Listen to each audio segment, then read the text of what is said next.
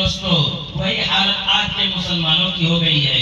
مسلمان کے یہاں جب لڑکی پیدا ہوتی ہے تو به ونتوکل علیہ ونعوذ باللہ من شرور انفسنا ومن سیئات اعمالنا من يهده الله فلا مضل له ومن يضلله فلا هادي له ونشهد أن لا إله إلا الله وحده لا شريك له ونشهد أن سيدنا ومولانا محمدا عبده ورسوله أما بعد فأعوذ بالله من الشيطان الرجيم بسم الله الرحمن الرحيم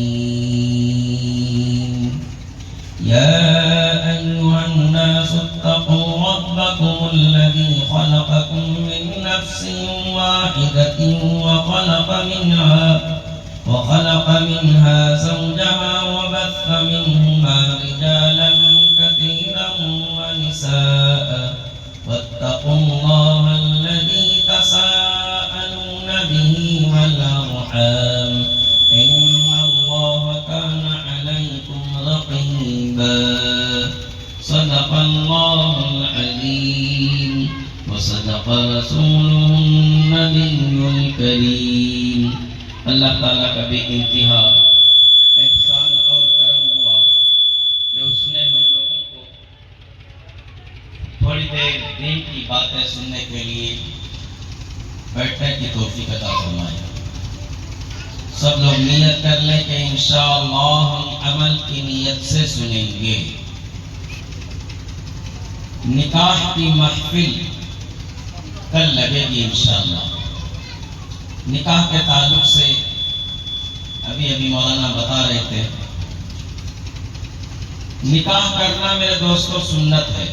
عام حالات میں جبکہ بلاکاری کا بھی یقین نہ ہو اور نہ اسے ظن غالب اور نہ جس سے نکاح کرنے والا ہے اس پر ظلم کا بھی یقین نہیں ہے اور نہ ظن غالب ہے.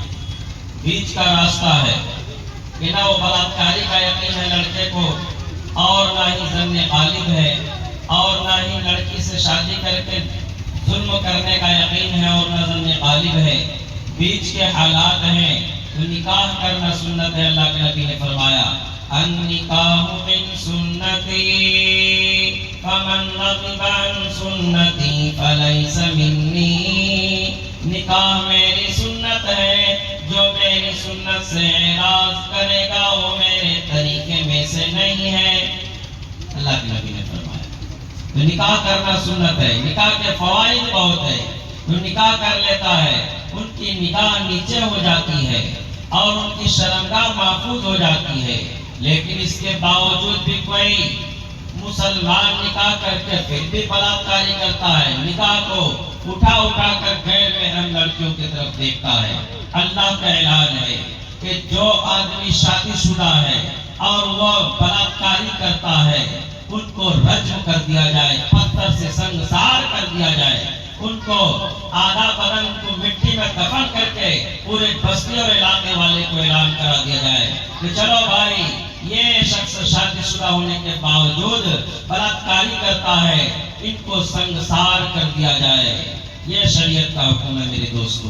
تو نکاح اس لیے کیا گیا تھا تاکہ کیا ہے نگاہ نیچی ہو جائے، شرمگاہ محفوظ ہو جائے، پاک دامن ہو جائے.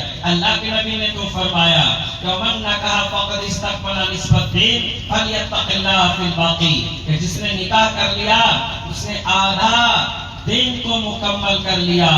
چاہیے کہ اور باقیہ جو آدھا دن ہے اس کے معاملے میں وہ اللہ سے ڈرے، تقوی پرہیزگاری والی صفات اختیار کرے، متقی بن جائے، اللہ کے احکام کی پابندی کرے. جن تمام چیزوں سے اللہ نے روکا اس سے رک جائے، جس کے کرنے کو کہا اس کو کرے تو متقی پرہیزگار بن جائے گا. باقی معاملے میں وہ پرہیزگاری اختیار کیا کرے. تو نکاح کرنا آدھا دین کو مکمل کر لیتا ہے میرے دوستوں. اور ابھی کہہ رہے تھے مولانا کہ بھائی نکاح میں سب سے کم خرچ ہو تو بہتر ہے. زیادہ خرچ ہوتا ہے اس سے نقصان ہے۔ میرے دوستو، اللہ کے نبی نے فرمایا ان اعظم النکاح برکتن ایسرہ مونتن، کہ سب سے عظیم الشان نکاح، بابرکت نکاح وہ نکاح ہے جس کا خرچ کم ہو۔ آج ہم کیا ہے، جہیز جیسے ایک لعنت والی چیز میں ہم مبتلا ہے، عوام و خواص سب مبتلا ہے۔ ہر آدمی جہیز کے اس رسم و رواج میں جکڑے ہوئے ہیں، ہر آدمی کیا ہے اس میں ڈوب گئے ہیں، اور جہیز میں ڈوب کر معاشرے کو ہم نے خراب کر دیا ہے۔ بے شمار غریب کی لڑکیاں ہیں جو جہیز کی وجہ سے ان کی شادی نہیں ہوتی، جہیز کی وجہ سے کنواری رہ جاتی ہے، جہیز کی وجہ سے غیر لڑکوں کے ساتھ بھاگنے پر مجبور ہو جاتی ہیں، جہیز کی وجہ سے ہماری لڑکیاں کیا ہے غیر مسلموں کے ساتھ بھی بھاگ رہی ہیں، مسلم تو مسلم غیر مسلموں کے ساتھ بھی۔ وہ لڑکی دیکھتی ہے غیر مسلم، ہماری لڑکی دیکھتی ہے کہ ہمارے برابر میں ایک ماسٹر اور ایک ڈاکٹر کی لڑکی کا نکاح ہوا، انہوں نے 10 لاکھ روپے خرچ کیے، بہت سارے ساز و سامان دیے، 4 چکی والی گاڑی دی، اور انہوں نے 20 25 40 لاکھ روپے خرچ کیے۔ تو برابر میں جو پڑوس والی لڑکی تھی، غریب کی لڑکی، وہ سوچ رہی ہوتی ہے، دل میں گھٹن محسوس کرتی ہے کہ ہمارے ابا کے پاس تو اتنے پیسے نہیں ہیں، ہمارے ابا کے پاس سامان لانے کے کیا ہے پیسے موجود نہیں ہے، بینک بیلنس نہیں ہے، کہاں سے شادی کرائیں گے؟ وہ مجبور ہو کر کہیں نہ کہیں غلط قدم اٹھاتی ہیں میرے دوستو۔ اور یہ سب جو بھی ہو رہا ہے اس میں تمام کے تمام لوگ جو معاشرے میں رہتے ہیں، جو اس میں شرکت کیے ہوئے شریک ہیں، سب کے سب گناہ میں شریک ہے۔ میرے دوستو، آج اس جہیز کی لعنت کی وجہ سے کیا ہو رہا ہے؟ اللہ کے رسول نے تو فرمایا تھا کہ آپ نکاح کرو ایسی لڑکی سے جن سے بچے زیادہ ہو، تزوجوا الودود الولود، کہ محبت کرنے والی لڑکی ہو اور زیادہ جس عورت سے بچہ پیدا ہو، ایسی عورت سے نکاح کرو۔ کیسے پتا چلے گا؟ ان کی بہن سے پتا چلے گا، ان کی ماں سے پتا چلے گا، ان کی خالہ سے پتا چلے گا، اور یہ اللہ کے نبی کا ارشاد ہے۔ لیکن اب 2 بچے پر کیوں ہم آپریشن کروا دیتے ہیں؟ اس جہیز جیسی لعنت کی وجہ سے۔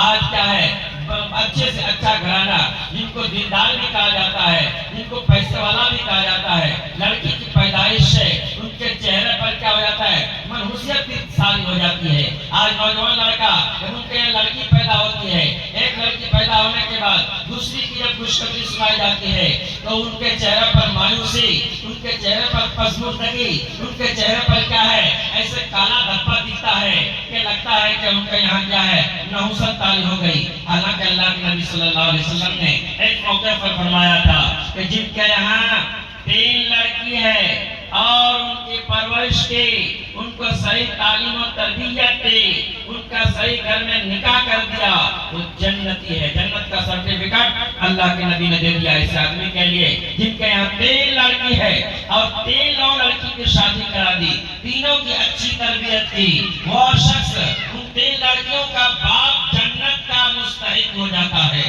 ایک صاحب نے کہا کیا 2 لڑکی ہے تو پھر کیا جنت کا سرٹیفکیٹ ملے گا؟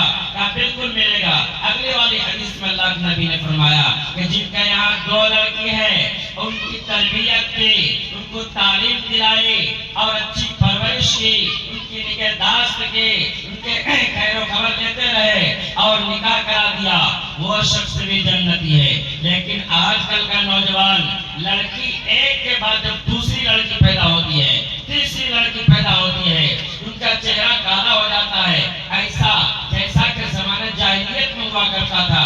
زمانہ جاہلیت میں کیا ہوتا تھا؟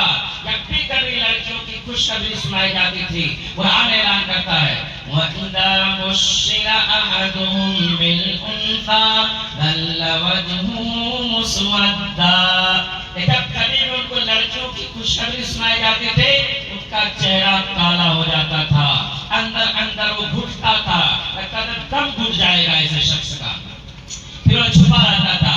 ان کو تلاش کر کے کوئی کہتا تھا ارے آپ گھر میں کیوں چھپے ہیں؟ وہ کہتا تھا میں اس لیے چھپا ہوں کہ میرے یہاں لڑکی پیدا ہوئی ہے، اور جب میں باہر نکلوں گا تو مجھے لوگ پوچھیں گے کہ آپ